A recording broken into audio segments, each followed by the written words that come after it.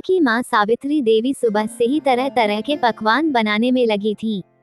रसोई से पूरी, सब्जी, खीर और गर्मा गर्म पकौड़ों की खुशबू पूरे आंगन में फैल रही थी। शाम होते होते अर्जुन और राधा गांव पहुंच गए। परिवार के सभी लोग मुस्कुराते हुए स्वागत के लिए बाहर आ गए। आरती उतारी गई और बड़े प्यार से दोनों को घर के अंदर लाया गया।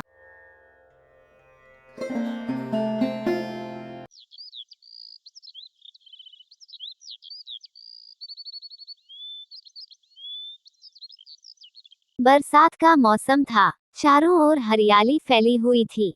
गांव के कच्चे रास्तों पर हल्की हल्की मिट्टी की खुशबू तैर रही थी। उसी गांव में रहने वाले रामस्वरूप जी अपनी बेटी राधा और दामाद अर्जुन के आने की तैयारी में लगे हुए थे। शादी के बाद ये पहली बार था जब अर्जुन अपनी ससुराल में रात बिताने वाला था। पूरा घर खुशी से झूम रहा था। राधा की माँ सावित्री देवी सुबह से ही तरह तरह के पकवान बनाने में लगी थी। रसोई से पूरी, सब्जी, खीर और गर्मा गर्म पकौड़ों की खुशबू पूरे आंगन में फैल रही थी। शाम होते होते अर्जुन और राधा गांव पहुंच गए। परिवार के सभी लोग मुस्कुराते हुए स्वागत के लिए बाहर आ गए। आरती उतारी गई और बड़े प्यार से दोनों को घर के अंदर लाया गया। अर्जुन स्वभाव से बहुत ही विनम्र और संस्कारी था। उसने सबसे पहले अपने सास ससुर के चरण स्पर्श किए। ये देखकर रामस्वरूप जी का मन गर्व से भर गया। रात के भोजन का समय हुआ। गांव की परंपरा के अनुसार दामाद को सबसे पहले भोजन परोसा गया। थाली में तरह तरह के व्यंजन देखकर अर्जुन मुस्कुरा दिया। बेटा, थोड़ा और खीर ले लो, सावित्री देवी ने आग्रह किया। अर्जुन ने हाथ जोड़कर कहा, माँ जी, आपने इतना प्यार से खिलाया है कि पेट भर गया। अब और नहीं खा पाऊंगा। सावित्री देवी उसके संस्कार देखकर बहुत खुश हुई। भोजन के बाद गांव में अचानक तेज बारिश शुरू हो गई। बिजली भी चली गई। पूरा घर अंधेरे में डूब गया। सभी लोग लालटेन और दिए जलाने लगे। रामस्वरूप जी बोले, लगता है आज रात बिजली नहीं आएगी।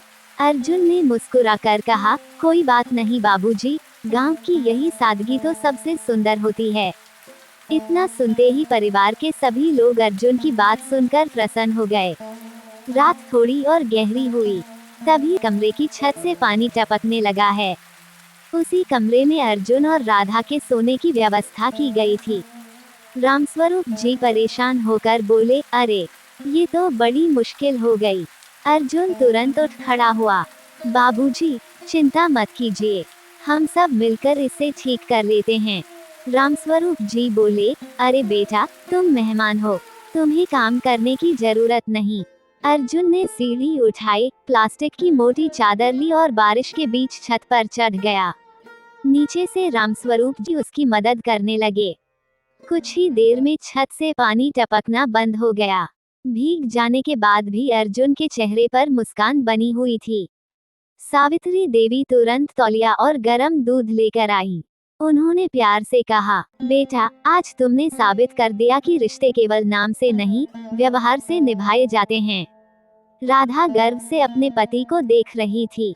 रात काफी हो चुकी थी। सभी लोग सोने की तैयारी करने लगे। रात गहरी हो चुकी थी। बाहर लगातार बारिश हो रही थी। टीन की छत पर गिरती बूंदों की आवाज पूरे घर में गूंज रही थी। घर के सभी लोग अपने अपने कमरों में आराम करने चले गए।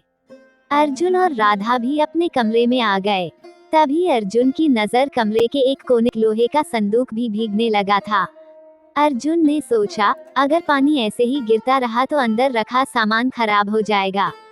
उसने धीरे से राधा से कहा, चलो, इस संदूक को थोड़ा सुरक्षित जगह पर रख देते हैं। दोनों ने मिलकर संदूक को दूसरी ओर खिसका दिया। तभी संदूक के नीचे कपड़े में बंधी एक छोटी सी पोटली दिखाई दी। राधा ने आश्चर्य से पूछा, ये पोटली यहाँ कैसे रह गई? अर्जुन ने पोटली उठाई, लेकिन उसे खोला नहीं। उसने कहा, यह बाबूजी की होगी, सुबह उन्हें ही दे देंगे। राधा मुस्कुरा दी। उसे अपने पति की ईमानदारी पर गर्व था। सुबह होने से पहले ही सावित्री देवी की आंख खुल गई। रोज की तरह वह पूजा की तैयारी करने लगी। तभी उन्हें अचानक उस पोटली की याद आई जिसमें घर की कई वर्षों की बचत और कुछ पुराने सोने चांदी के गहने रखे थे। वो घबराकर अलमारी के पास पहुंची, लेकिन पोटली वहां नहीं थी। उनकी आवाज सुनकर रामस्वरूप जी भी दौड़े आए। क्या हुआ? वो, हमारी पोटली नहीं मिल रही। कुछ ही देर में पूरे घर में चिंता फैल गई। सभी लोग इधर उधर खोजने लगे। तभी अर्जुन अपने हाथ में वही कपड़े की पोटली लेकर बाहर आया। उसने मुस्कुराते हुए कहा, माँ जी, क्या आप इसे ढूंढ रही थी? सावित्री देवी की आंखों में राहत के आंसू आ गए। हाँ बेटा, यही तो है, हमें लगा कहीं खो गई। अर्जुन ने आदरपूर्वक पोटली उनके हाथ में रख दी। पोटली खोलकर देखी। उसमें रखे रुपये और गहने बिल्कुल सुरक्षित थे। उन्होंने भावुक होकर पूछा, बेटा, तुम्हें ये कब मिली? अर्जुन ने पूरी बात शांति से बता दी कि रात में संदूक हटाते समय यह नीचे मिली थी और उसने बिना खोले सुबह लौटाने का निर्णय लिया। रामस्वरूप जी कुछ क्षण चुप रहे, फिर बोले, आज के समय में जहाँ लोग दूसरों की छोटी सी चीज भी अपना समझ लेते हैं, वहाँ तुमने लाखों की अमानत बिना खोले लौटा दी। अर्जुन ने विनम्रता से कहा, बाबूजी, ईमानदारी कोई उपकार नहीं होती, ये तो इंसान का सबसे बड़ा आभूषण है। दोपहर तक बारिश भी रुक गई। आंगन में धूप निकल आई। सावित्री देवी ने अर्जुन की पसंद का भोजन बनाया। भोजन के बाद रामस्वरूप जी ने अर्जुन से कहा, बेटा, आज तुमने हमारा दिल जीत लिया। अर्जुन मुस्कुराया और बोला, बाबूजी, मेरे माता पिता ने हमेशा यही सिखाया है कि जहाँ भी जाओ, उस घर को अपना घर समझो। अगर मैं यहाँ मेहमान बनकर रहता, तो शायद यह अपनापन कभी महसूस नहीं कर पाता। रामस्वरूप जी की आंखें भर आईं। उन्होंने अर्जुन के कंधे पर हाथ रखा और कहा, आज से तुम हमारे लिए केवल दामाद नहीं, बेटे हो। सावित्री देवी की आंखों से खुशी के आंसू बह निकले। उन्होंने कहा, हर माँ चाहती है कि उसकी बेटी ऐसे घर जाए जहाँ उसे सम्मान मिले। लेकिन आज मुझे ये खुशी है कि मेरी बेटी का जीवन साथी हमारे घर का सम्मान भी अपनी जिम्मेदारी समझता है। राधा अपने पति की ओर गर्व से देख रही थी। उसे महसूस हुआ कि सच्चा जीवन साथी वही होता है जो हर रिश्ते को दिल से निभाए। शाम होने लगी। अर्जुन और राधा के वापस लौटने का समय आ गया। विदाई के समय पूरे परिवार की आंखें नम थीं। रामस्वरूप जी ने अर्जुन को गले लगाकर कहा, बेटा, इस घर का दरवाजा तुम्हारे लिए हमेशा खुला रहेगा। अगली बार मेहमान बनकर नहीं, अपने बेटे की तरह आना। अर्जुन ने भावुक होकर उत्तर दिया, बाबूजी, अब ये घर भी मेरा अपना घर है। मैं जब भी आऊंगा, अपने परिवार से मिलने आऊंगा। समय बीतता गया। हर त्योहार, हर सुख दुख और हर पारिवारिक अवसर पर अर्जुन सबसे पहले ससुराल पहुंचता।